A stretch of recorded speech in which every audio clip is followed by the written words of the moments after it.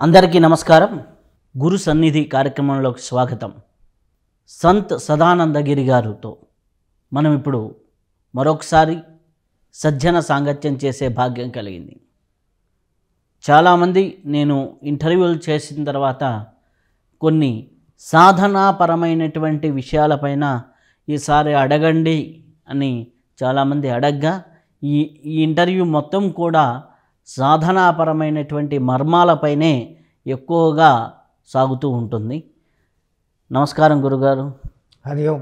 జయ గురుదేవ్.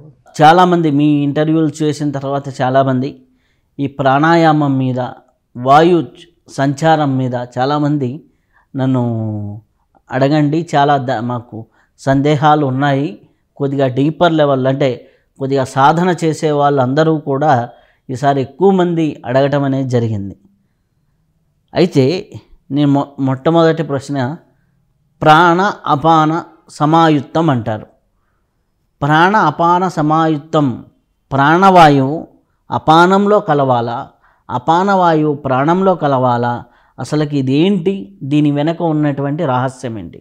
మా గురువుగారైన మహంత్ హిమాలయగిరిజీ మహారాజ్ వారి పాత పద్మములను మనస్సులో స్మరించుకొని గురు సన్నిధి వీక్షక మహాపరిశీలకు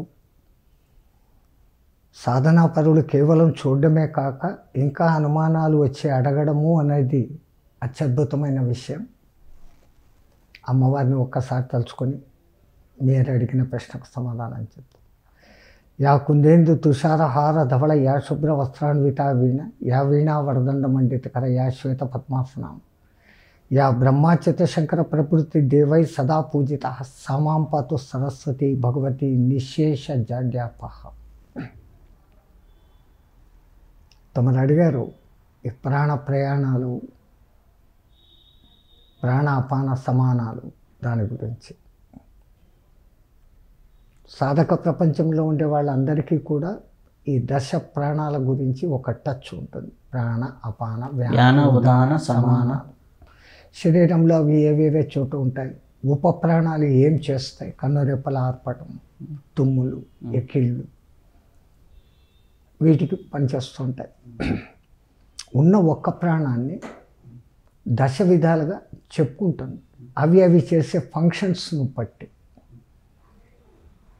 ప్రధానంగా తీసుకుంటే సాధనలో ఈ ప్రాణ అపానము సమాయక్తం అనేసి భగవానుడు శ్రీకృష్ణ పరమాత్ముడు ఖచ్చితంగా చెప్పి ఉన్నాడు.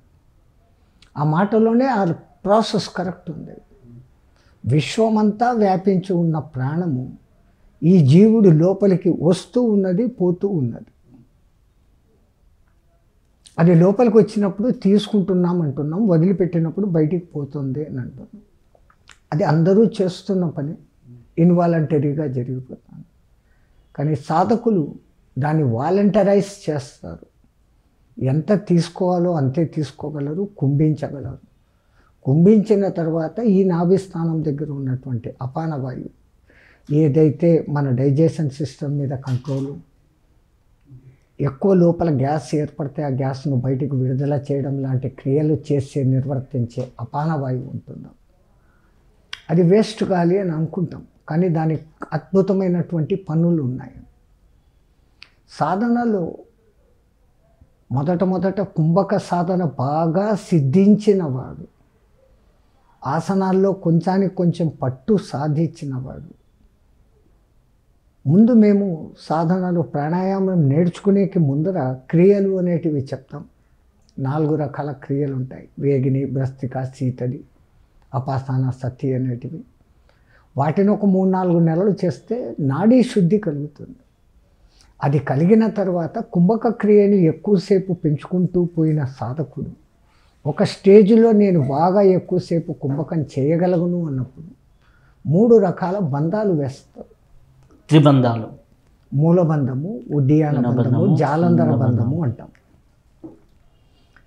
ఈ మూలబంధం వేయటం మూలంగా అపానవాయువు నిరోధరణని నిలబెట్టి ఉడ్డియాన బంధం వేసినప్పుడు ఇక్కడున్న వాయువు పైకి వస్తుంది. ఈ విషయాన్ని, సైంటిఫికల్ విషయాన్ని మన పూర్వీకులు సూర్యునికి ఆర్ఘ్యం ఇవ్వడం అనే ఒక క్రియ ద్వారా చెప్తారు. మనిషి వక్షోజం వరకు, గుండెల వరకు నీళ్ళల్లో దిగి చేతిలోకి నీళ్లు తీసుకొని చేతులు పైకెత్తి ఆ నీళ్ళను వదలడం.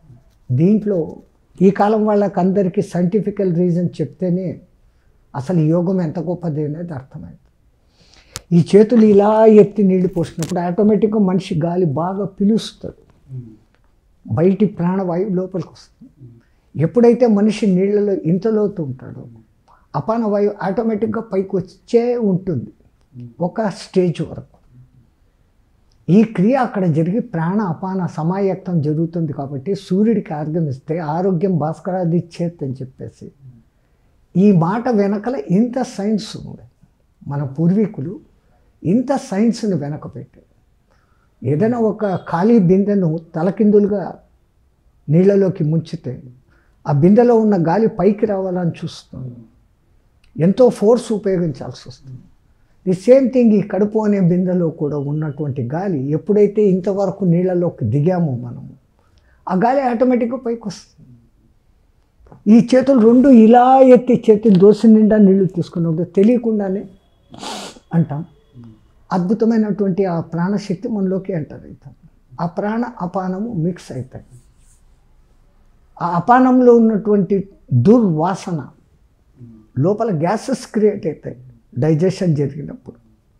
ఆ గ్యాసెస్ అన్నీ కూడా ఈ పవిత్రమైన బయటి ప్రాణవాయువుతో సమ్మిళితమై శుద్ధీకరణ జరుగుతుంది.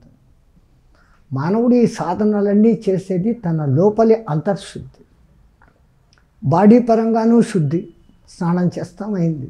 లోపలి శుద్ధి, ఈ వాయువులు ఎప్పుడైతే శుద్ధీకరణ జరుగుతుందో ఆ సమ్మిళిత ప్రాణ అపానం మిక్సింగ్ జరుగుతుందో అక్కడ అప్పుడు రెండు లేవు. ఆ ఒక్కటి మొత్తం అన్ని చోట్లకు కూడా టర్న్ అవుతుంది. బాడీ అంతా స్వచ్ఛమైన శక్తి వాని కాలి గోర్ల దగ్గర నుంచి తల వరకు నఖశిఖ పర్యంతం పనిచేస్తుంది. అందుకని అది నీళ్ళలో జరిగే క్రియ సూర్య నమస్కారాలు అని పెట్టారు. కానీ సాధకుడు ఈ అపానవాయువు కోసం కొన్ని రకాల ఆసనాలు సాధన చేస్తాడు. ఈ ఆసనాలలో వజ్రాసనము, వీరాసనము, రకరకాల ఆసనాలు ఉన్నాయి. కానీ ఎట్లయితే జంతువులన్నిటిలోకి సింహాన్ని మనం గొప్పగా చెప్పుకుంటాము, సాధకులకు పద్మాసనం అంత ముఖ్యమైనది. ఎందుకు ఈ పద్మాసనానికి అంత ప్రయారిటీ? మళ్ళీ మీకు సైన్స్ ప్రకారం కాస్త వివరం కావాలంటే మన అరిచేతులు అరికాళ్ళలో మాత్రమే రోమకూప గ్రంథులు ఉండవు, స్వేద గ్రంథులు ఉంటాయి. మిగతా శరీరం అంతా కూడా ఎక్కడైనా కానీ రోమాలు పుట్టేకే అవకాశం. టోటల్ బాడీలో వెంట్రుకలు అంటూ లేని ప్రదేశం ఈ అరచేతులు, ఈ అరికాళ్ళు. పద్మాసనం వేసినప్పుడు ఈ రెండు కాళ్ళు పైకి వస్తాయి. ఆ సాధకుడు ఎప్పుడు ఈ పొజిషన్లో ధ్యాన ముద్రలో కూర్చుంటాడు. సో ఇది యూనివర్సల్ పవర్ను సక్ చేసే పాయింట్స్ ఈ అరికాళ్ళు, అరిచేతులు. ఇంకా పద్మాసనం లోపలికి చూస్తే పద్మాసనంలో కూర్చున్నప్పుడు మాత్రమే రెండు మోకాళ్ళు భూమికి తగులుతాయి. మన మూలాధారం భూమికి తగిలి ఉంటుంది. ఈ రెండు మోకాళ్ళు ఈ మూలాధారాన్ని 3 బిందువులుగా మీరు తీసుకుంటే ఒక అధో త్రికోణం ఏర్పడుతుంది. ఇది 2 మోకాళ్ళు, ఇది మూలాధారం. ఇక్కడికి ఒక లైన్ గీస్తే ఒక అధో త్రికోణం ఏర్పడుతుంది. అధో త్రికోణము అమ్మవారికి సంకేతం. ఈ 2 మోకాళ్ళు మన సహస్రారానికి ఒక డయాగ్రామ్ గీయండి. ఊర్ధ్వ త్రికోణం ఎప్పుడు? ఊర్ధ్వ త్రికోణం ఇది శివుడికి సాంకేతికం. శ్రీచక్రంలో కూడా ఊర్ధ్వ త్రికోణం, అధో త్రికోణం 5, 4, అమ్మవారివి 5, అయ్యవారివి 4. ఇట్లా ఈ పోస్టర్లో కూర్చున్నప్పుడు శివానీలు ఇద్దరు మనకు ఊర్ధ్వ కోణము, అధో త్రికోణం అనే 2 త్రికోణాల రూపకంగా ఉంటారు.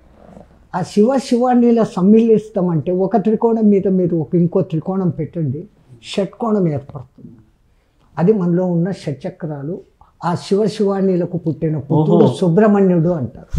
ఓకే, శివుడు త్రికోణము, శివ త్రికోణం నిలువుకుంటుంది పైకి, అదో త్రికోణం వచ్చేది అమ్మవారు.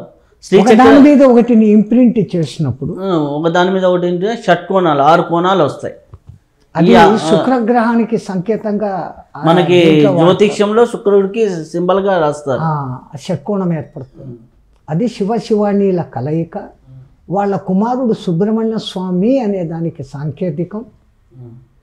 అట్లా అదో కోణంలో ఉన్న అమ్మవారి శక్తి సుబ్రహ్మణ్యం అనేటువంటి కుండలిని శక్తి రూపంలో ఈ 6 చక్రాలలో నుంచి వచ్చి ఆ సహస్రారంలో ఉన్న శివయ్యను కలుస్తారు. అక్కడ శివయ్యను మీరు శివయ్య అనరు, సోముడు అంటారు. చాలామంది పొరపాటు ఏంటంటే సోముడు అంటే చంద్రుడు అనుకుంటారు. సా ఉమా సమేత ఇతి సోమ. సా ఉమా సమేత సోమ. ఆ సోముడు అంటే యాక్చువల్ పరమశివుడు. ఆ సోమం అనేది ఇక్కడ సహస్రారంలో అమృతంగా ఉంటుంది. సోమామృతం అనేసి ఎందుకు అంటున్నారు? సోమరసం అంటారు కదా. సోమరసం, సోమామృతం అది ఎందుకు అంటారు అంటే అక్కడ ఆయన సదా అది వర్షిస్తూ ఉంటాడు.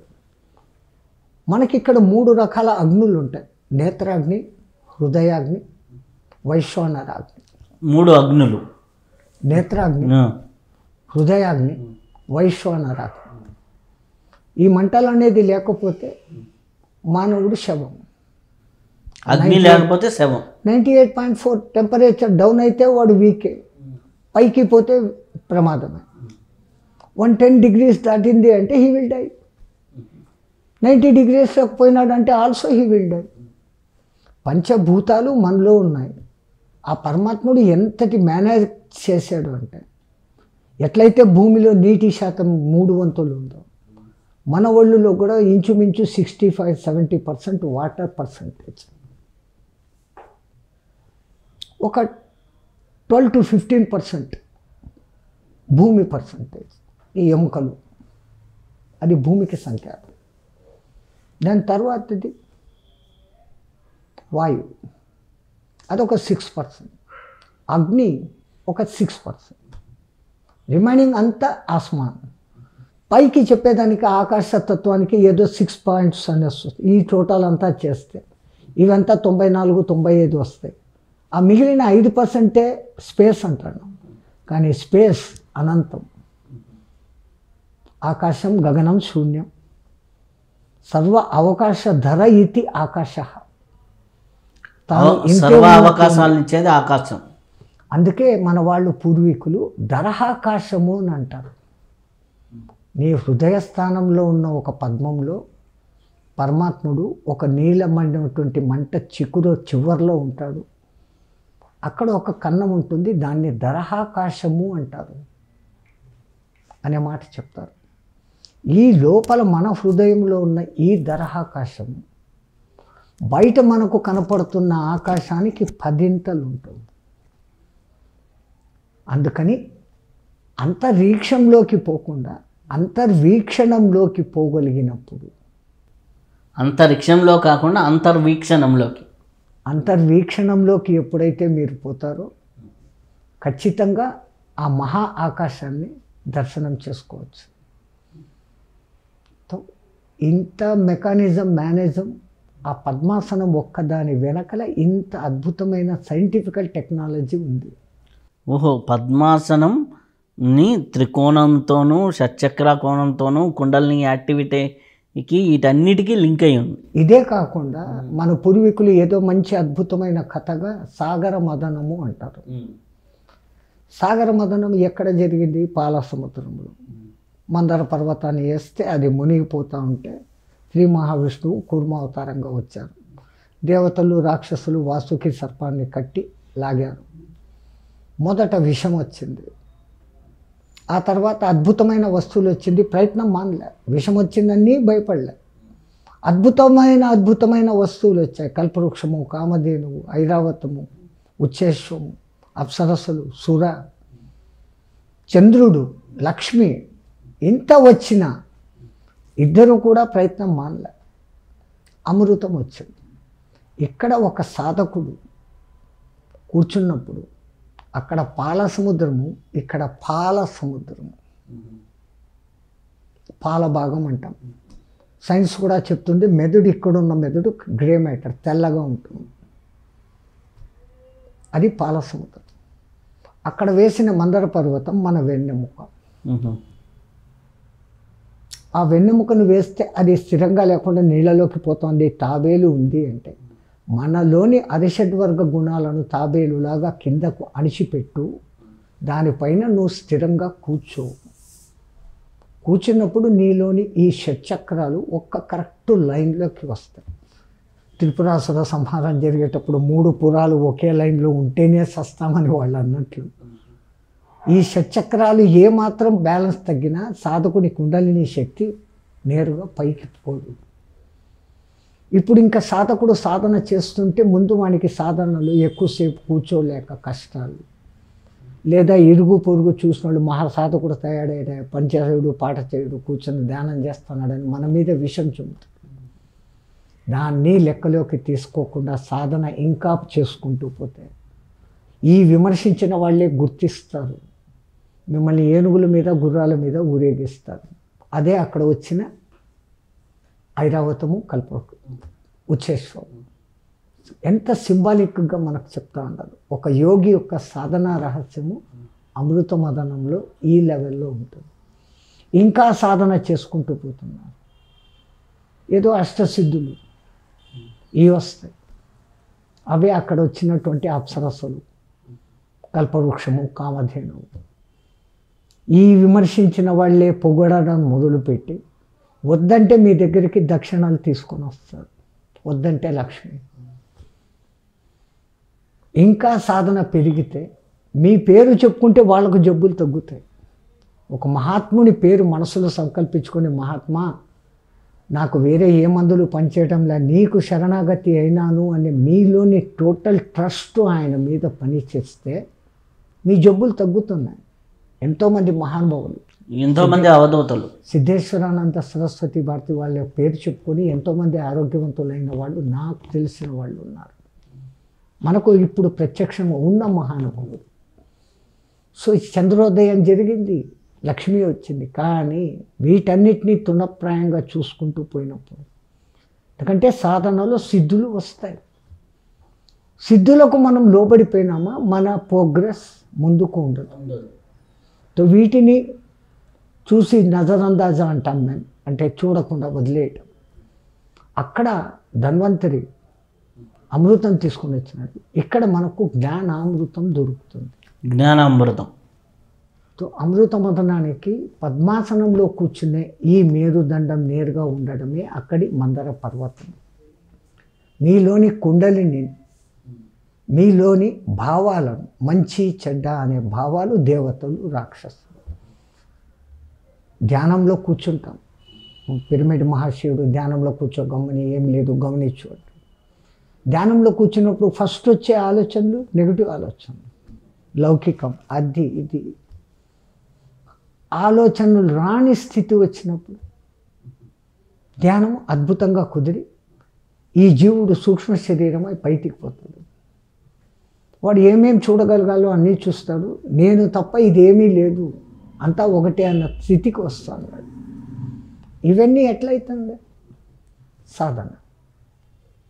ఆ సాధనకు సరి అయిన పోస్చర్. ఈ కాలంలో వాళ్ళు పాపం కొంతమంది స్థూల దేహం కారణంగాను, మోకాళ్ళ నొప్పుల కారణంగాను మేము కూర్చోలేము అంటారు. వాళ్లకు సాధనలో ఎక్కువ టైం తీసుకుంటారు. ఈ ఆసనంలో ఇంత వెనక రహస్యం ఉంది అని తెలుసుకుంటే, మనం పెద్దోళ్ళు చెప్పింది పుక్కటి పురాణాలు, కథలు కావు. వెనకల వ్యక్తి దాని వెనకల రీజన్. ఇప్పుడు మీరు మనతో అమృత మదనాన్ని ఈ పద్మాసనానికి కంపేర్ చేసుకోండి, ఎంత అద్భుతంగా దాన్ని వాళ్ళు ఆ లెక్కన చెప్పారు. క్షీరసాగర మదనం పద్మాసనానికి ఒక అనుసంధానం ఉంది. దీనికి కుండలినిలో వచ్చే సిద్ధులకి ఒక లింక్ ఉంది. మీ అరిషడ్ వర్గ గుణాలను ముందు అణుచుకో, దాన్ని కింద పెట్టి దానిపైన మందర పర్వతాన్ని పెట్టి మదనం చేస్తే ఇది మదన తపన తపస్సు. అదే స్వామి, ఈ సిద్ధాసనంలో కొంతమంది కుడికాలు పైన పెట్టాలంటారు, కొంతమంది అంటే పద్మాసనం వేసిన, అలాగే అర్ధ పద్మాసనం వేసిన కుడికాలు పైన పెట్టాలి అంటారు. కొంతమంది ఎడమకాలు పెడుతుంటారు. ఈ కుడికాలు ఎడమకాలు ఇది ఏంటి? Silly things. భక్తిలో కొంతమంది ఎంతటి దీంట్లోకి దిగిపోతారంటే మమ్మల్ని చాలామంది అడుగుతారు, దేవుడి దగ్గర దీపం ఏ దిక్కు పెట్టాలి, దీపం పెట్టినాక ఆ దీపపు వెలుగు ఏ దిక్కుకు ఉండాలి, ఎన్ని ఒత్తులు వేయాలి, ఏమి నూనెలు వేయాలి లాంటి ప్రశ్నలు వేస్తారు. ఇక్కడ మన మెయిన్ పర్పస్ మూలబంధం చేయడం, మణిపూరక చక్రానికి స్వాధిష్టానాన్ని కంట్రోల్లో పెట్టేదానికి దాన్ని అదిమి ఉంచటం. ఈ రెండు ప్రధానం. కానీ ఈ కాలు వేసి ఈ కాలు వేసినా అదే వస్తుంది. ఎడమ కాలు కింద పెట్టాం, ఈ ఎడమ మడ గుదస్థానాన్ని మూస్తాను, కుడికాలు పై ఎడమ కాలు పైకి ఎత్తాం, అది మళ్ళీ మణిపూర స్వాధిష్టాన చక్రాన్ని అణుస్తాను. లేదు ఈ కాలు ఇట్లా పెట్టినా జరిగే క్రియ అది కార్కింగ్ దట్ డౌన్ మూలాధారానికి కార్క్ చేయటం, దీనిపైన ప్రెషర్ చేసి ఆన్ చేయటం. ఎందుకంటే మానవుడికి ఎంతసేపు ఈ డైజెషన్ తినేది బయటికి వెళ్ళిపోయింది మళ్ళీ తినాలనే కోరిక, అది గుదస్థానపు లక్షణం. ఆ రెండవది కోరికలు, పరాపశ్యంతి మధ్యమ వైఖరి అని 4 అంటున్నారు కదా. మానవుడికి ముందు కోరిక పుట్టే స్థానము మన నాభిస్థానానికి లింగస్థానానికి మధ్యలో భావకండరము అని ఒక దీర్ఘచతురస్రాకార ఖండం ఉంటుంది. యాక్చువల్గా మనకు ఎవరికైనా కానీ పుట్టేది అక్కడ. వితిన్ ఫ్రాక్షన్ ఆఫ్ సెకండ్ ఈ మెసేజ్ మళ్ళీ మెదడుకు పోయి దాన్ని అనలైజ్ చేసి ఆ కోరికను వ్యక్తీకరించి బయటికి చెప్తాను. అది పరాపశ్యంతి మధ్యమ వైఖరి అనే ఆ సిస్టంలో వస్తుంది. అది ఎంత జరుగుతుంది అంటే ఎప్పుడైతే ఇది ఇక్కడ పెట్టామో ఆ దీర్ఘకండరం అని చెప్పేసి నేను ఏదైతే చెప్పానో భావకండరం అని, అది ప్రెస్ అయిపోతుంది. ఇంకా వేరే భావాలు పుట్టవు. ఎవరు ఏ సాధనలు చేసినా ఈ భావనలను కంట్రోల్ చేసేదానికోసమే మనస్సును కంట్రోల్ చేస్తారు. భావనలు మనసులో పుడతాయని అంటున్నారు. ముందు అక్కడ పుడుతుంది, ఆ నుంచి ఇక్కడికి వస్తుంది. సో ముందు దాన్నే మనం ప్యాక్ చేస్తే నాట్ ఈవెన్ సెకండరీ ఇంపార్టెంట్, ఈ కాలు వేయాలన్నా ఆ కాలు వేయాలన్నా. వాళ్ళ సౌలభ్యం ఎక్కువసేపు కూర్చోగలగటం. అందుకే అన్నిటికన్నా ముందు సాధకుడికి ఆసన శుద్ధి, ఆసన సిద్ధి అంటాం. నెక్స్ట్ క్వశ్చన్ నాకు అదే, ఆసన సిద్ధి అంటే ఏంటి అని. ఇప్పుడు ఏదో ఇక్కడ బాగా శుభ్రం చేసాము, గోమూత్రం వెలిగాము, లేదా ఇంట్లో మంచి అగరబత్తులు పెట్టాము, ఒక కంఫర్టబుల్గా మెత్తని ఆసనం వేసుకొని కూర్చున్నాం. అది ఆసన శుద్ధి. ఆసన సిద్ధి, ఒక్కసారి ఒక్క ఆసనంలో కూర్చుంటే కనీసము 3 గంటలు ఏ మాత్రము కదలిక లేకుండా ఉండగలదు. 3 గంటలు ఒకటేసారి కూర్చున్నాడంటే మనకి చాలామందికి నరాల దగ్గర ప్రెషరింగ్ జరిగి ఇదవుతుంది. So gradually you have to increase. ఒక దినం అరగంట కూర్చున్నాము, ఒక 10 దినాలు అరగంట, అది అలవాటైపోతుంది. బాడీకి అకస్టమేషన్ అంట. ఏ సాధన కూడా ఒక్క రోజుల్లో రాదు స్వామి. చాలామంది ఆతరపడి మాకు వారం రోజుల కోర్సులో వచ్చేయాలా, నెల రోజుల లోపల వచ్చేయాలా అంటారు. గురు కటాక్షము, దైవ కటాక్షము ఉండాలి. ఈ ఆసన సిద్ధి మీ అంతకు మీకే కలగాలంటే మీ బాడీని మీరే టైం చేసుకొని ఒక్కొక్క వారానికి కొంచెం కొంచెం 10 నిమిషాలు పెంచుకుంటూ మినిమం 3 అవర్స్ కూర్చోగలిగితే ఆ తర్వాత మీ బాడీ మీ మాట విని మీ కమాండ్ అవసరం లేకుండానే ఒకవేళ మీరు మహాసమాధి స్థితికి గనక పోగలిగితే even days together you can able to sit even now it is. ఏదో మన పురాణ ఋషిమునులు 100 సంవత్సరాలు 1000 సంవత్సరాలు తపస్సు చేసినారు. వాళ్ళ మెంటాలిటీ, వాళ్ళ సిస్టమ్ వేరే. కృతయుగంలో ప్రాణము ఎముకల్లో ఉండేది కాబట్టి వాళ్ళ శరీరం మొత్తం శిథిలమైపోయినా అస్థిపంజరం అట్లే కూర్చొని ఉంటే వాళ్ళ ప్రాణం వాళ్ళలో ఉంది. వాళ్ళు చేసే సాధన వాళ్ళదన్నీ ఉన్నాయి. కృతయుగం తరువాత త్రేతాయుగం వచ్చినప్పటికీ అది రక్త మాంసాల్లోకి వస్తుంది. మాంసం అంతా అరిగిపోయేంత వరకు వాళ్ళు చేయలేదు. ద్వాపరయుగంలో అది రక్తంలోకి వచ్చింది. కలియుగంలోకి కేవలం ఊపిరిలోకి వచ్చింది. 2 నిమిషాల కన్నా ఎక్కువసేపు ఊపిరి బిగదీస్తే శివం కాస్త శివం. ఈ కలియుగంలో ఆ లెవెల్కి వచ్చింది. ఎప్పుడైతే ఆసన శుద్ధి మనకు కలుగుతుందో ఈ బాడీ మీద ఉన్నటువంటి మొత్తం సిస్టమ్ మళ్ళీ రివర్స్ అయ్యి, అంటే వాయువు దగ్గర నుంచి మాంసంకి, మాంసం నుంచి ఎముకల స్థాయికి రివర్స్ పోగలుగుతాం. మన సాధనా శక్తి పెరిగే కొద్దీ మన ఎముకలు దృఢమవుతాయి. మరి ఇంత చేస్తే ఎముకల లోపలనే బోన్ మారో దగ్గర నుంచే మీకు కణాల ఉత్పత్తి, అవి సెటిల్ అవుతాయి. దాని మీద ఒక మనకు కమాండ్ వస్తుంది. ఇంత జరగాల అంటే ఆసన సిద్ధి. ఆసన సిద్ధి అంత అవసరం. అదే సాధన. ఒక అరగంట కూర్చున్నాం, నొప్పి అవుతుంది, ఈ పొద్దుకు రిలాక్స్, వెంటనే కాసేపు శవాసనం వేసి లేదా మంచి పచ్చని గడ్డి మీద ఒక 10 నిమిషాలు అటు ఇటు నడిచి మంచి దీర్ఘ శ్వాసలు తీసుకొని మళ్ళీ వచ్చి మన పోస్టుల్లో కూర్చో. టైం ఉంటే, లేదు ఈ రోజుకు నాకు ఇంతే, హాఫ్ అన్ అవర్, 1 వీక్ ఇదే చేయండి. 1 వీక్ పోయిన తర్వాత 45 మినిట్స్, ఇంకో 1 week 1 hour. Gradually increase the 15 minutes of time. అది మీరు ఎంత చేసుకుంటే అన్ని గంటలు మీరు ఉండగలరు. అయితే స్వామి, చాలామంది పద్మాసనం అంటారు, కొంతమంది సిద్ధాసనంలో కూర్చుంటే తొందరగా సిద్ధిస్తుంది అంటారు. కారణము, సిద్ధాసనంలో కూర్చున్నప్పుడు ఈ మడమ భాగము మూలాధారాన్ని మూసేస్తుంది. మూలబంధం అనేది ఆటోమేటిక్గా జరిగిపోయింది. మామూలుగా మూలబంధం వేయడం అందరికీ సామాన్యమైన విషయం కాదు.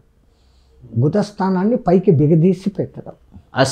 అశ్విని ముద్రలు వేస్తూ అశ్విని ముద్రలు వేస్తే మామూలుగా ఇట్లా పైకి లాగేస్తే ఇంకా మూలబంధం అవుతుంది. కానీ మూలబంధం వేసి ఎప్పుడైతే మళ్ళీ ఉడ్యాన బంధము, జాలంతర బంధము వేస్తామో, బంధ విమోచన చేసేటప్పుడు ముందు తల పైకి లేపి కడుపును లూజ్ చేసి అప్పుడు కిందిది వదలాలి. ఈ ప్రాసెస్ ఎవరూ చేయరు, పాపం పైకి బిగదీస్తారు. ఎప్పుడైతే ఇది ఇట్లా అంటారో అది మళ్ళీ ఓపెన్ అయిపోయింది, లేదా ఇట్లా అన్నప్పుడు అది ఓపెన్ అయిపోతుంది, అది ఓపెన్ అయిపోతుంది. సో ఈ బాధలు లేకుండా మహానుభావులు ఆ గొప్ప ఆసనాన్ని పెడుతున్నారు.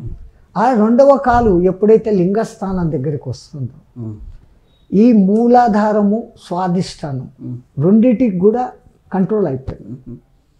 వాటితో పెద్ద పని లేదు.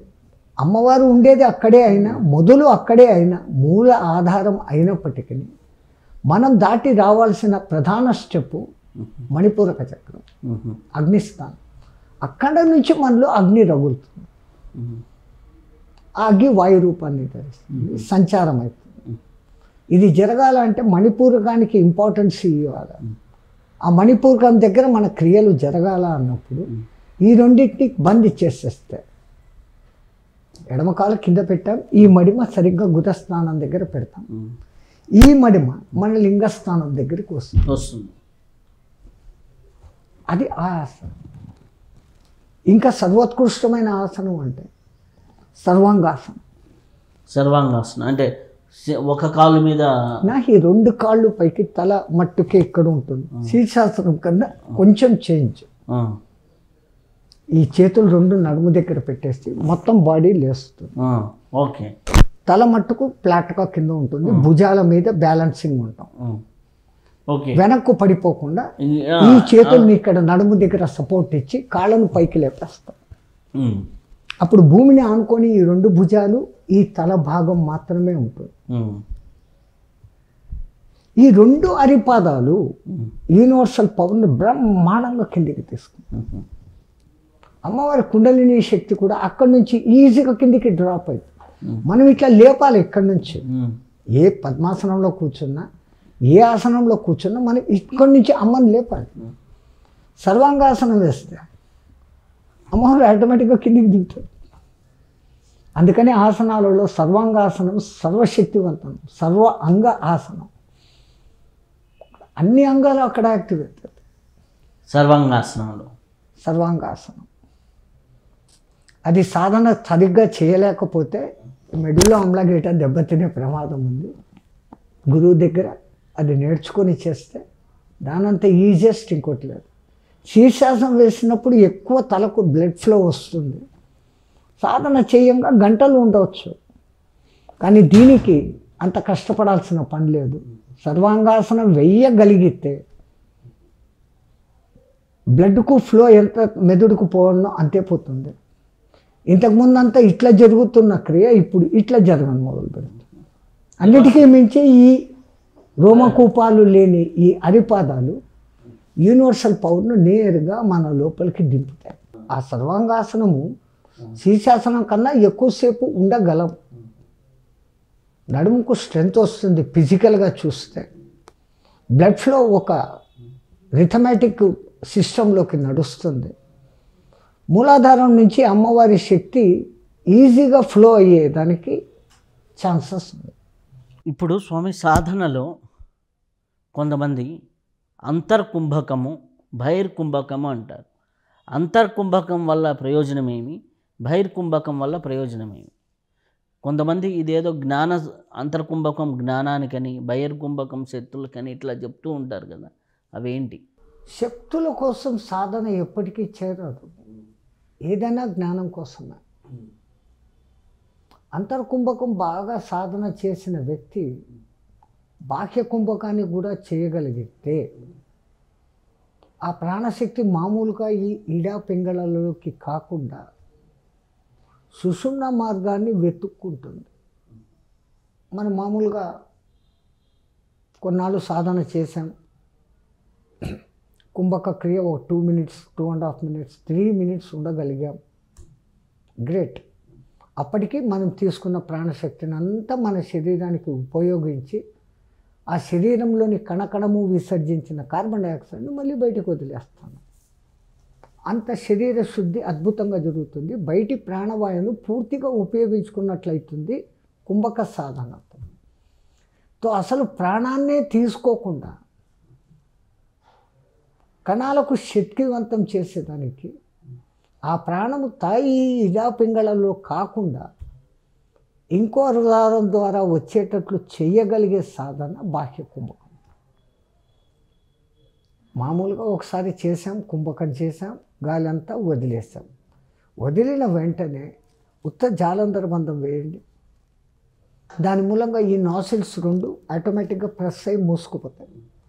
అప్పుడు లోపల అంతర్ప్రాణాయామం జరుగుతుంది కదా. ప్రాణం బయట ఉన్న ప్రాణం ఎప్పుడూ లోపలికి రావాలని చూస్తూ ఉంటుంది. ఎప్పుడైతే ఈ 2 నాసిల్స్ను మనం పనిచేయకుండా చేతులతో అవసరం లేకుండా సంకల్పంతో ఈ మెడ బెండి చేయటంతో మూసేసి గాలిని తీసుకోలేకుండా ఉన్నాము, అది ఎక్కువసేపు ఉండదు, సెకండ్స్. ఆ సెకండ్స్ని డెవలప్ చేసుకొని 1 minute స్థాయికి కనుక మీరు పోగలిగితే బహిర్కుంభకం ఆ ప్రాణశక్తి ఈ 2 రంధ్రాలు పనిచేయడం లేదు కదా. How I have to enter, లోపలికి ఎక్కడ పోవాలని చూస్తుంది. ఈ సుషుమ్న యొక్క టాప్ పాయింట్ బ్రహ్మరంధ్రం నుంచి ఎంటర్ అవుతుంది. ఆ బ్రహ్మరంధ్రం నుంచి ఎంటర్ అవుతుంది. అందుకే బాహ్య కుంభకం చేసిన సాధకుడికి ఊపిరితిత్తులు వర్క్ చేయవు. ఇక్కడ నుంచి ఇక్కడే గాలి తిరుగుతుంది. ఆజ్ఞాచక్రము విశుద్ధి, ఆజ్ఞాచక్రము విశుద్ధి. మెయిన్ మనకు తలనే కదా మెదడు. దానికి ఎప్పుడైతే ఆ ప్రాణశక్తి అందాల్సిన అసలైన రూట్లో నుంచి లోపలికి వస్తుందో బ్రెయిన్ వికాసం అనేది అద్భుతంగా జరుగుతుంది. ఓ బహిర్కుంభకం వల్ల బ్రెయిన్ వికాసం అనేది బాగా జరుగుతుంది చాలా. ఆ సాధన చేసేవాళ్ళు, బాహ్య కుంభకం చేసేవాళ్ళు ఎంత షార్ప్గా ఉంటారంటే వాళ్ళని మీరు ఏ సమస్య అడిగినా ఇమీడియట్గా సొల్యూషన్ చెప్పగలరు. వాళ్ళకు ఏ సమస్య ఫేస్ అయినా దానికి ఎట్లాంటి సొల్యూషన్ చేస్తే తీరిపోతుంది అనేది వాళ్ళకి ఇమీడియట్గా థాట్ అవుతుంది. Sharpness of the mind. మన పాదన అంతా దానికోసమే కదా. బుద్ధి ప్రచోదయాత్ అని చెప్పేసి మనం గాయత్రిలో చెప్పుకుంటున్నాం. అంతర్కుంభకం వల్ల ఏమొస్తుంది స్వామి? అంతర్కుంభకం వల్ల శరీరానికి శక్తి, కణకణము అద్భుతమైన శక్తితో నిండుతుంది. మామూలుగా గాలి తీసుకొని వదిలేస్తున్నాం, దాన్ని వాడడం లేదు. కుంభకం ఎప్పుడైతే చేస్తామో ఈ కుంభించిన గాలి ఈ మన పంచ ప్రాణవాయువులు, పంచ ఉపవాయువులు తీసుకొని నాడులకు కూడా అందిస్తుంది. ఇదంతా సాధనంతా నాడులు, నరాల మీద కాదు. ఏదో ఊపిరి తీసుకున్నాం, ఇక్కడ జరిగే క్రియ జరిగి ఈ వచ్చిన బ్లడ్ సెల్స్ కార్బన్ డైఆక్సైడ్ అక్కడ ఊపిరితిత్తుల్లో వదిలేసి ఆక్సిజన్ను తీసుకొని యాక్టివేట్ అవుతున్నాయి అంటున్నాం. నేను నాడులో శుద్ధి జరగాల అంటే ఈ కుంభకం చేస్తున్నాను. ఇప్పుడు ఇది కడుపులో నుంచి పోతుంది గాలి అన్ని ప్లేసెస్కు, ఊపిరితిత్తుల నుంచి కాదు. అది పోయి ప్రతి కణాన్ని యాక్టివేట్ చేస్తుంది. ఎంత దూరం చేస్తుంది అంటే ఎముకలు కూడా కణ నిర్మితమే, ఆ కణాలు కూడా శక్తివంతమవుతాయి. అవి ఎప్పుడు శక్తివంతమైందో ఎముకల లోపల ఉండే బోన్ మారు మూలుగా అంటారు మీరు, దాంట్లో మళ్ళీ రెడ్ సెల్స్ వైట్ సెల్స్ అక్కడి నుంచే ప్రోడక్ట్ అయ్యేది. ఈ ఎముకల యొక్క కణాలు సూక్ష్మ కణాల నుంచి మళ్ళీ అవి బయటకు వస్తాయి. ఆ ప్రొడక్టివిటీ పెరుగుతుంది, మనిషి ఆరోగ్యంగా ఉంటాడు, ఓవర్ వెయిట్ కాడు, ఫ్యాట్స్ పెరగవు. ఏ కణాలు మనకు అవసరమో అవి మాత్రమే యాక్టివ్ అయి ఎక్కువ కాలం బతుకుతాయి. కణాలకు లైఫ్ స్పాన్ ఉంది. కొన్ని 3 రోజులు బతుకుతాయి, కొన్ని 5 రోజులు బతుకుతాయి, కొన్ని గంటలే బతుకుతాయి. వేటికి అవి దాని మ్యాక్సిమం లైఫ్ స్పాన్కు వస్తాయి. సో మనిషి ఆరోగ్యకరంగా సంపూర్ణంగా ఉంటాడు. ఇంత కండలు తిరిగిన శరీరంతో ఉండడు, కానీ అతి శక్తివంతంగా యాక్టివ్గా ఉంటాడు. లేజినెస్ ఉండదు. దూరం ప్రయాణం చేస్తే అలసిపోడు, నడిస్తే. వేరే వాళ్ళు తొందరగా అలసిపోతారు, సాధకుడు అలవడు. అంతర్కుంభకం వల్ల ఇంత బెనిఫిట్స్ అంటే అలసిపోవటం అనేది తగ్గిపోతుంది.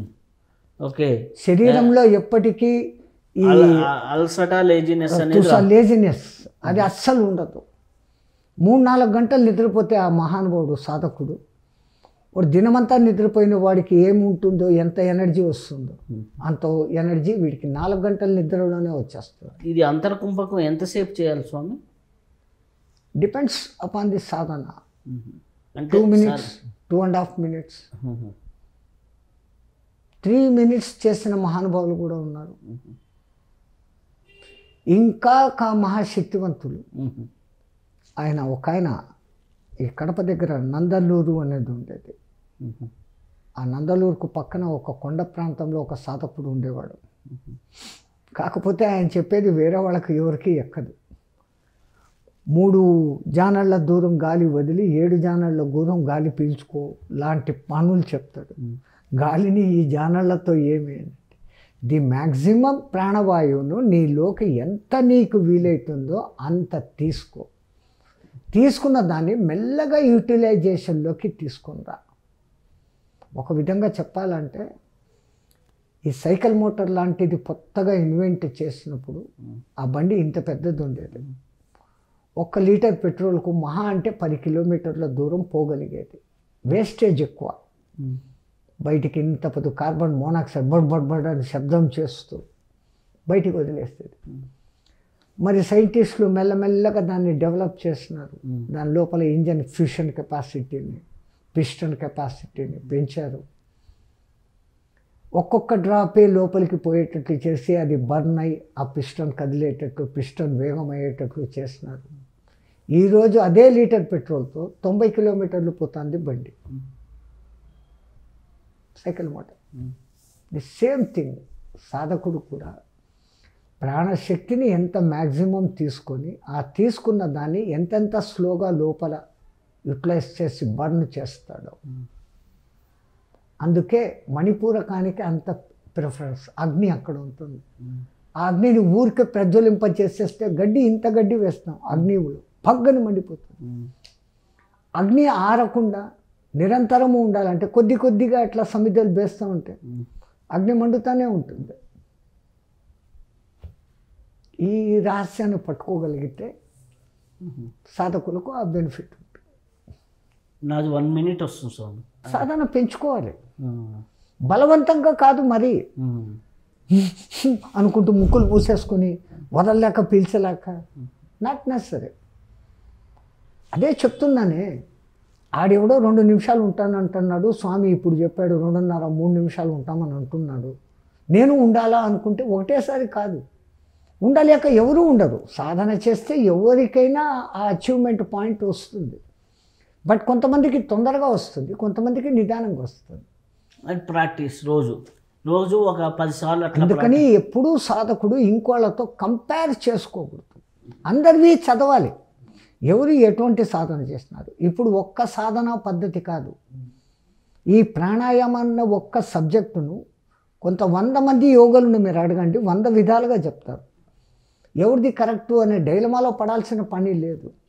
ఎవరు చెప్పినా వాళ్ళ స్వ అనుభవంతో చెప్తున్నారు, వాళ్ళు ఆ విధంగా సాధన చేస్తున్నారు. కుండలిని సాధన ఎన్ని రోజులు చేస్తే సిద్ధిస్తుంది? మా గురుగారు చెప్పిన దాని ప్రకారం కఠినమైన సాధన దినంలో 10-12 గంటలు దానికే స్పేర్ చేస్తే 1.5 సంవత్సరం, half of the time spare చేస్తే 3.5 years, ఊరికే 7.5 ఏళ్ళు వదలకుండా చేస్తే ఎవరికైనా కానీ కుండలిని కదులుతుంది. ఇది మా లెక్క. నమ్మకపోవచ్చు, అదే మీరు ఇప్పుడు చెప్పారే వారం రోజుల్లో లేపేస్తాను. వారం ఎందుకు, నేను ఇప్పుడే లేపేస్తాను. 1000 రూపాయలు ఇవ్వండి, నేను సర్టిఫికేట్ మీ చేతికి ఇస్తాను, లేచిపోతుంది, అయిపోయింది. ఈ లేచిపోవడం కాదు.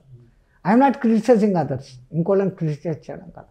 ఎవరైనా అటువంటి మహానుభావుడు ఉన్నాడేమో, అదే ఇంతకుముందు నేను చెప్పిన వేదాద్రి లాంటి మహానుభావులు ఉండవచ్చు. ఇప్పుడు మన మధ్యలో ఆ మహానుభావుడు కుర్తాళం పీఠాధిపతి, ఆయన ఖర్చు చేయడు, ఆయనకు ఆ పవర్ ఉంది. అది అర్హుడు అనర్హుడు చూసి కదా ఇవ్వాలా. అపాత్రదానము సపాత్రదానము అని మీరు ఎట్లా అంటారు? ఇప్పుడున్న వాళ్ళలో శక్తివంతమైన మహానుభావులు శృంగేరి పీఠాధిపతి దృష్టిపాతంతో చేయగలరు, ఆశీర్వాదంతో కూడా చేయగలరు. అంటే మానసిక సంకల్పంతో వాడు ఉన్నతి పొందుగాక చేయగలరు.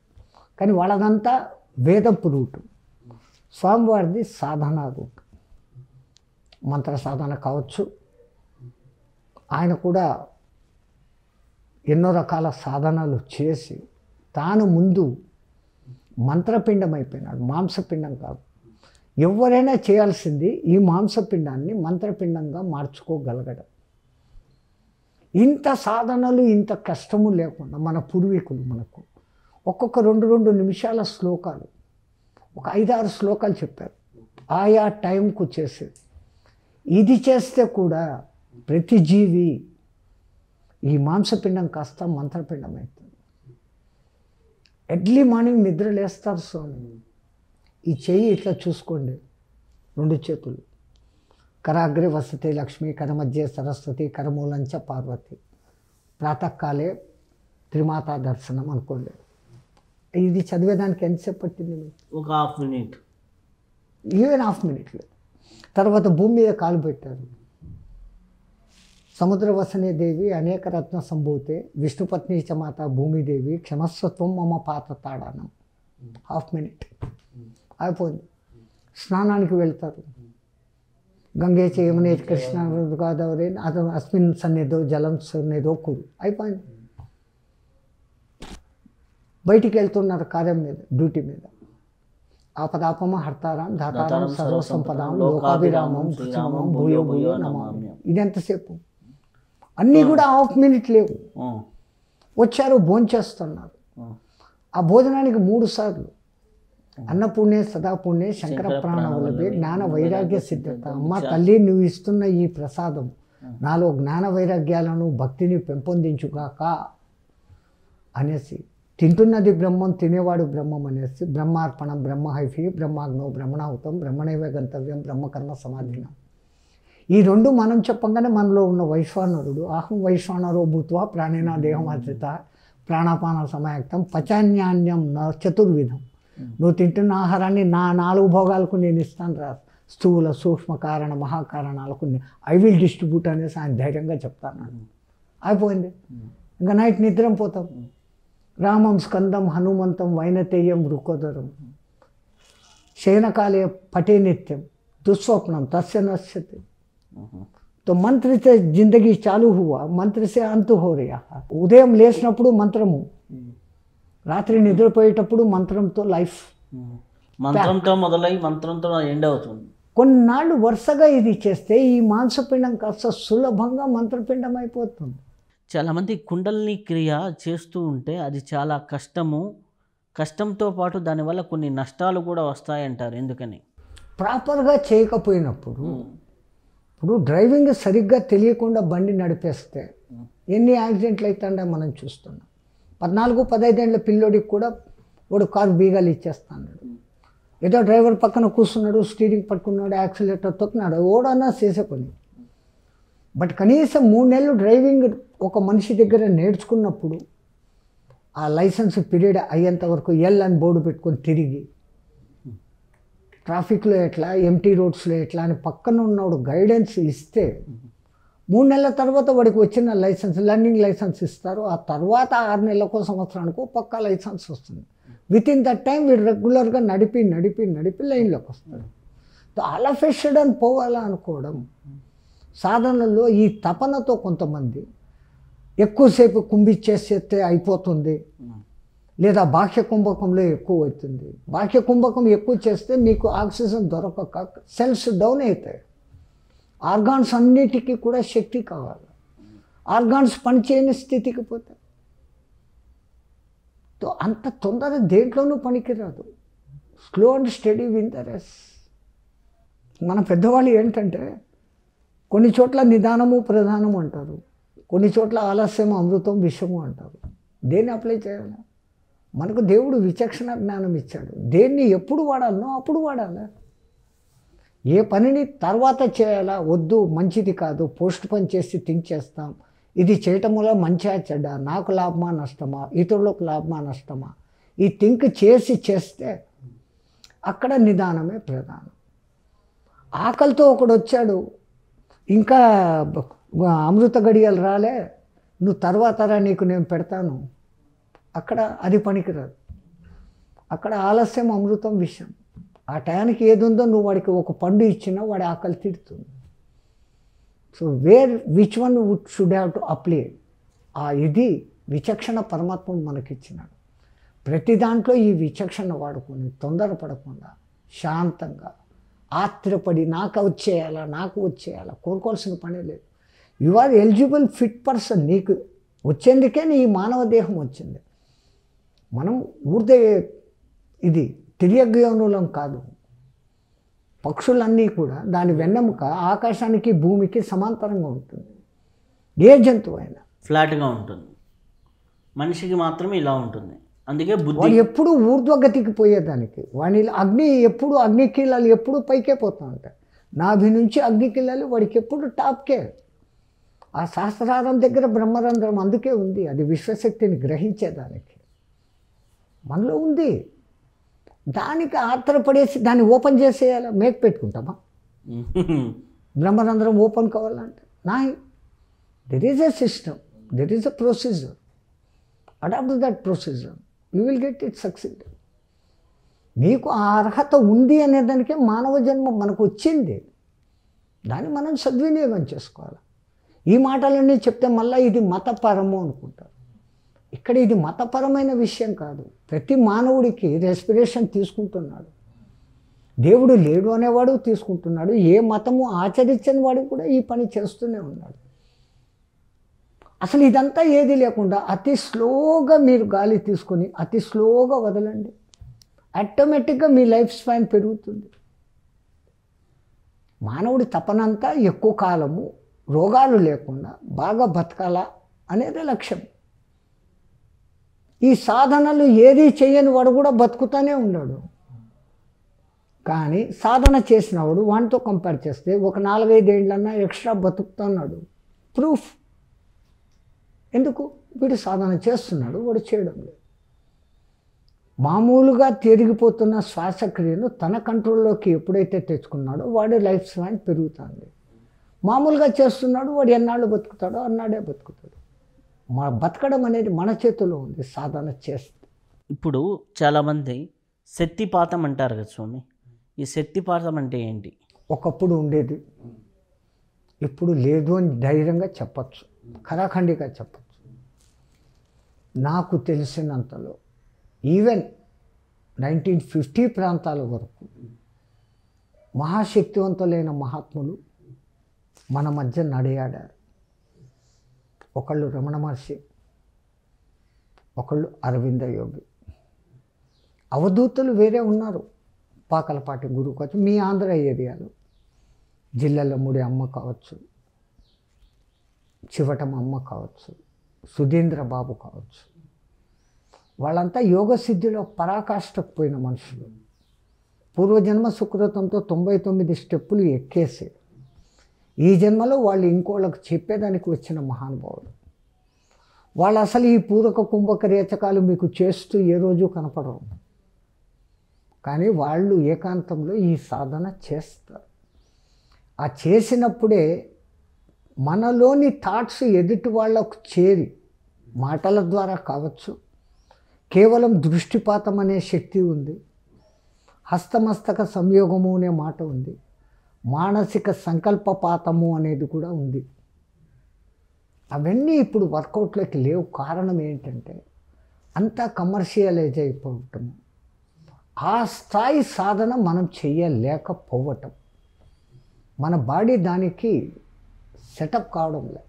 ఈ కలియుగపు బాడీ, ఈ చుట్టూ ఉన్న వాతావరణ పొల్యూషన్ కావచ్చు, తింటున్న ఆహారాలు కావచ్చు, వీని quest of curiosity to earn more అన్న లోకంలో ఉండడం కావచ్చు, ఇవన్నీ దానికి అజిటేట్గా ఒక స్పీడ్ బ్రేకర్ అయిపోతాం. అంటే ఇప్పుడు చాలామంది మా దగ్గరికి వస్తే ఒక వారం రోజుల కోర్సు శక్తిపాతం చేస్తామంటారు.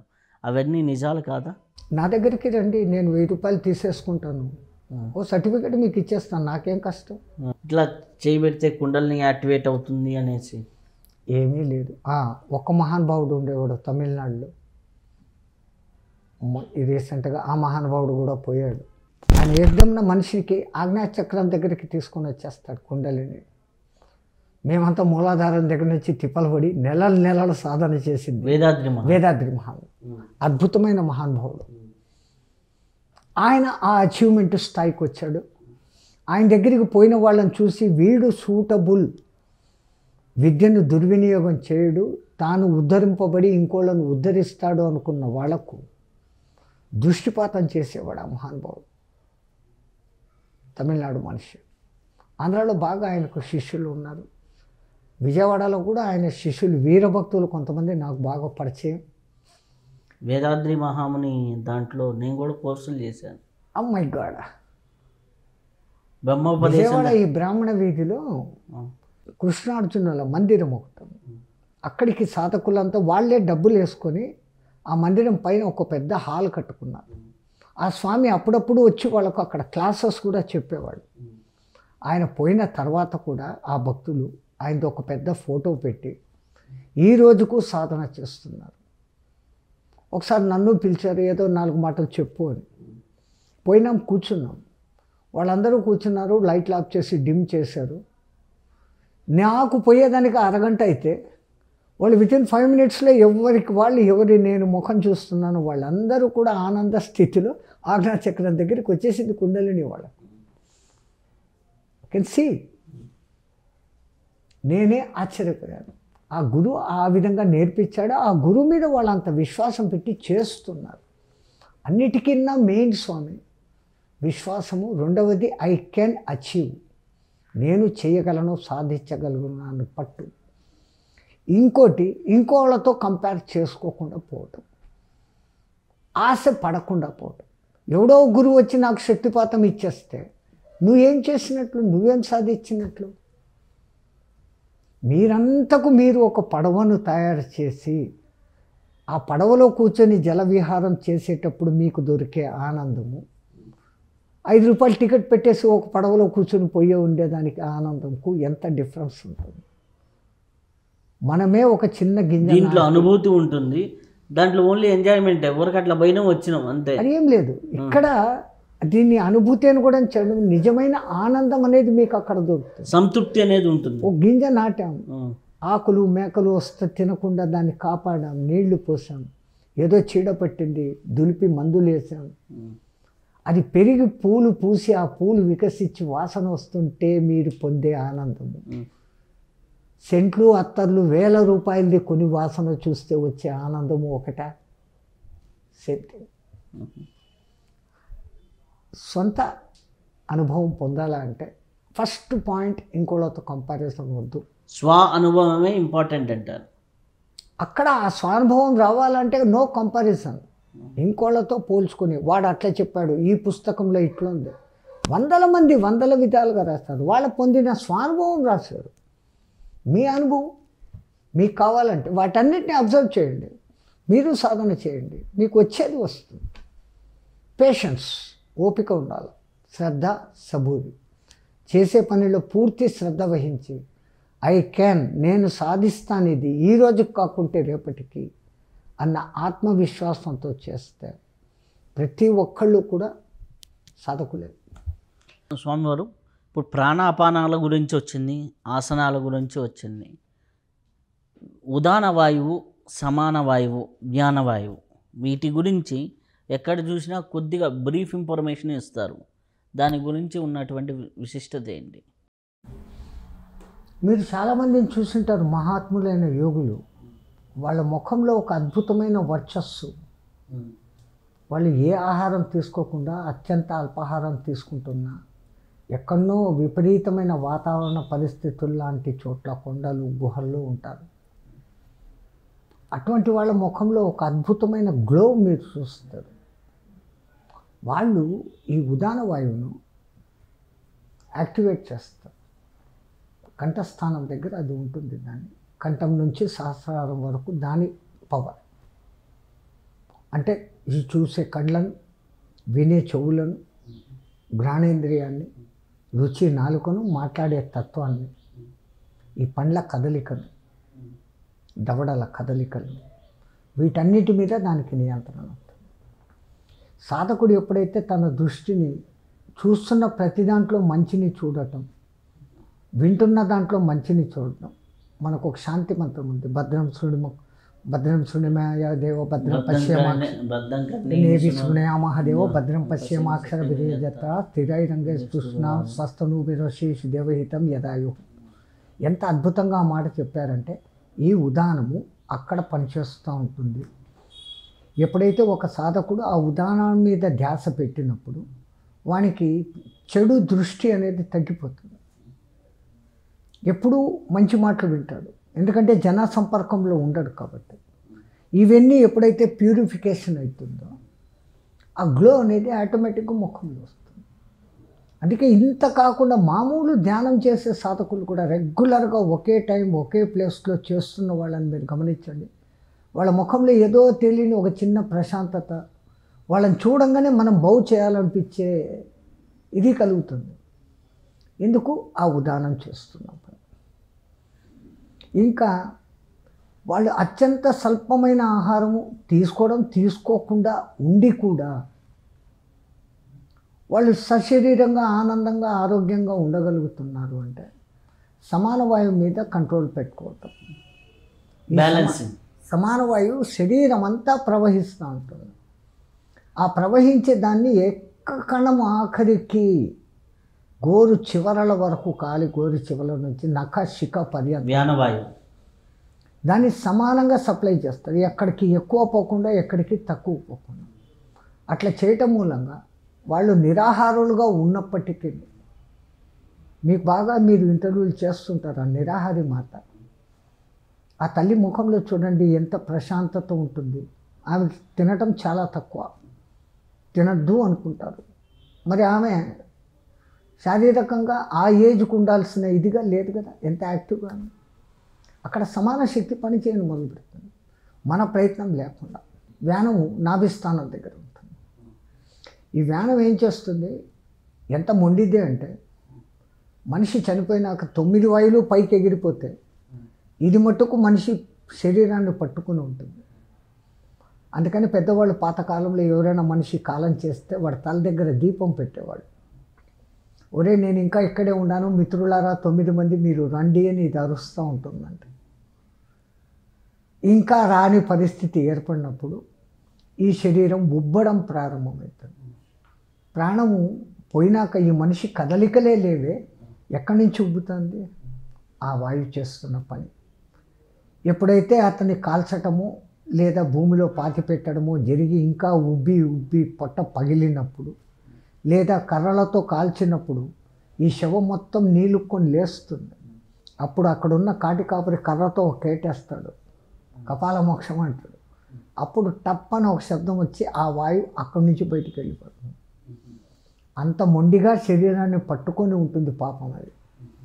నేను ఒకటి ఉంటే నా మిగతా 9 మంది కూడా వస్తారేమో అని అది లోపలే ఉండిపోతుంది. ఇంకా రారు అని తెలిసిపోయినప్పుడు బయటికి వెళ్ళిపోతుంది. అన్నిట్లోకి మహానుభావుల ముఖాలలో ఆ అద్భుతమైన ప్రశాంతత, చూడంగానే నమస్కరించాలనే భావన పుట్టేదానికి ఉదాన వాయువు అద్భుతంగా పనిచేస్తుంది. మనకు ప్రత్యక్ష ఉదాహరణ ఎంతోమంది మహానుభావులు, నిన్న మొన్నటి మహానుభావులు కావచ్చు, ఇప్పుడు మీరు చేస్తున్న వాళ్ళు కావచ్చు. మాటల్లో కూడా సౌమ్యత వచ్చేస్తుంది ఆటోమేటిక్గా. ఎవరిని విమర్శించటము, అపశబ్దాలు పలకడము లాంటి వాళ్ళకు ఉండవు. వాక్శుద్ధి కూడా అప్పుడు ఆటోమేటిక్గా కలిగిపోతుంది. కంఠం అది కాబట్టి కంఠం దగ్గర మనకు ఓకల్ కార్డు ఉంది. దాన్ని ఎంత మనం తక్కువ వాడితే, మౌనంలో ఎంత ఉంటాము అప్పుడు మనలో మనం మాట్లాడుకుంటాం. ఈ మౌనంగా ఎంత మనం ఉంటాము, మనలో మనం మాట్లాడుకున్నప్పుడు మనకెవరో మనం తెలిసిపోతాం. బయట మాటలు వేలు మాట్లాడతాం. అక్కడ ఉపయోగపడేది ఇదే. అదేమంటారు, వోకల్ కార్డ్ అంటారు, స్వరపేటిక అని అంటారు. ఆ స్వరపేటిక సుమధురంగా వస్తుంది. సాధనతో ఎటువంటి వాళ్ళు కూడా సంగీతం అద్భుతంగా పాడగలుగుతూ ఉన్నారు. ఆ వాయువు సాధకులకు అది ఆటోమేటిక్గా ఆ గ్లోనెస్ వస్తుంది. ఇప్పటి వరకు అద్భుతమైనటువంటి ఇంటర్వ్యూ చూసాం. దాంట్లో ఎన్నో సాధనా మర్మాల్ని మనం తెలుసుకున్నాం. మరొక్క గురువుతో కలుసుకుందాం. అంతవరకు సెలవు. నమస్కారం.